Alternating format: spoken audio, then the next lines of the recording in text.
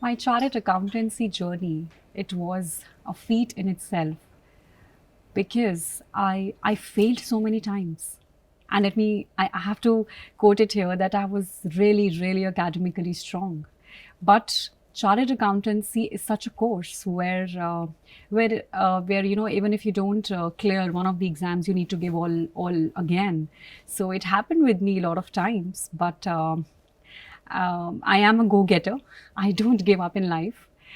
And if I decide to achieve anything in life, I actually accomplish that no matter what it takes. That chartered accountancy exams, yes, it did took a lot of time, but I really want to tell people here that you know we should not be fear of failing. We should be scared of not trying. My biggest motivation is myself, as in terms of until I feel that something is right for me, I don't do that at all. So yes, first of all, I thought that something of this sort could be really good for my growth. In fact, my husband, he has been my biggest support and my pillar of strength. There were so many times when I'll say that I felt like it is getting too much, and that's when he used to embolden me at that point of time that you can do it.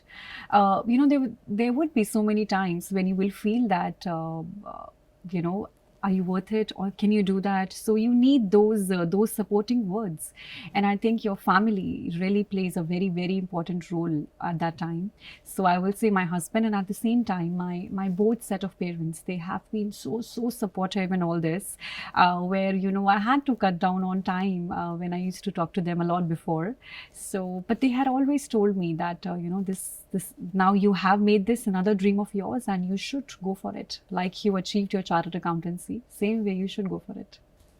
In Oprah Winfrey words, passion is energy. Feel the power that comes from focusing on what excites you. And I believe you can have multiple passions as far as it energizes you and helps you to grow. I always say to people that finance is in my blood, so it will always be there. But then I developed this another passion of mine, and that was representing myself to a national level pageant. The eligibility for Mrs. India is obviously that the nationality needs to be an Indian and she needs to be married. But I think she needs to have a caring and a compassionate heart too. She should be someone who should be able to look beyond her own self. I think somebody who stands on the stage of Mrs. India um, need not be just beautiful from outside. That's not important. More than that is that she should be beautiful from inside. She should be able to connect to others. The winner should be able to understand people better, make strong bonds, and I think that eligibility, I would say that in Mrs. India needs to have in her. She should be able to use her voice for kindness, her hands for charity, and her heart for spreading peace, love, and humanity. There were 6 rounds in Mrs. India contest. The most difficult round in the pageant was a national costume round. First, I will talk about its beauty.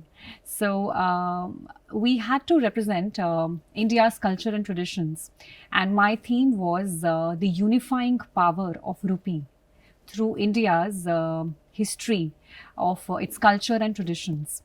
And it was specifically designed keeping in mind the newly designed 1 rupee coin and the old 10 rupee note. We were trying to represent that it is on us how we want to utilize money. It can divide us or it can unite us. So my theme resonated with the unity. And of course, we also emphasized on how it should be utilized to serve the cities, its essential workers like defense soldiers, our spiritual systems. And yes, the highlight of my prop was Mahatma Gandhi. And I truly resonate with what he said, that there is sufficiency in one's need, but not with one's greed. And the difficult part of the national costume round was that the prop that I was wearing, it was 12.5 kgs heavy. And I'm not a gym person. I've never carried weights in my life. I do exercise a lot. So yes, and it took me almost 15 days to recover from the bruises I had after that round. But I want to share that, my designer just told me that when you are on the stage, you just need to smile. Don't let anyone know what you're going through from inside. And I did that exactly. There was a big smile on my face, even with that 12.5 kgs prop. And I think that's how I also won Best National Costume Award during the pageant. My favorite round in the pageant was the talent round. Talent round was the one in which each woman had to showcase their unique talent. And I selected my theme with which I resonate a lot, and that is women empowerment. So I danced on a lyrical representation.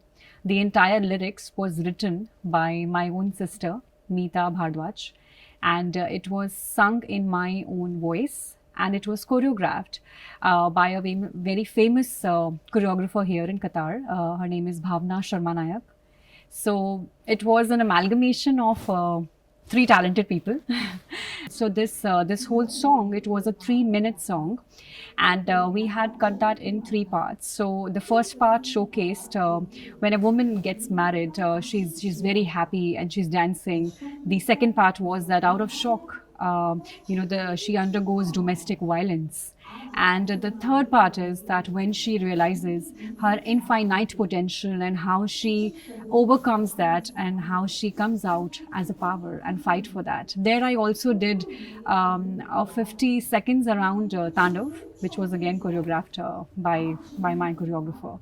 And it was, all this took us almost 3 months just to prepare for this 3-minute song. The most important lesson that I have learned from this experience is don't give up in life.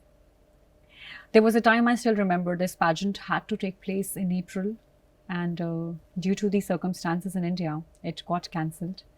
So we just got to know 3 days before the pageant we had to come back, and it was a setback, but it would have broken me. But again, I took it up as a challenge. And because I think everything happens for good, everything has a reason.